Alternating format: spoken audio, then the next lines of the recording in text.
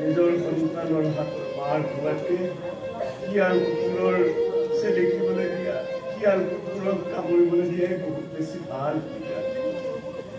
এই সন্তানৰ পেট ভৰি থকা সন্তানৰ মাৰ খোৱাতকৈ ভোকত থকা জীৱ জন্তুৰ খাদ্য খোৱাই ভাল।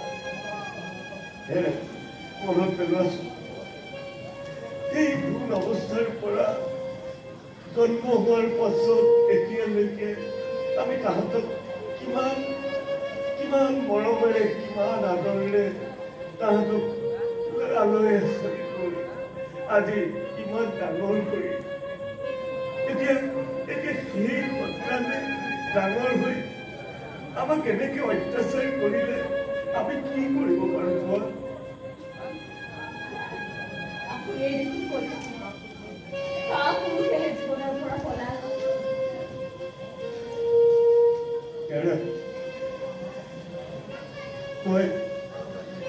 মই তোমাৰ কাৰণে সুস্থ হব লাগিব, কিন্তু তাৰ কাৰণে মোক টোপনিৰ প্ৰয়োজন। মই অকমান জিৰাব বিচাৰিছো। মই তোমাৰ কোলাতে অকমান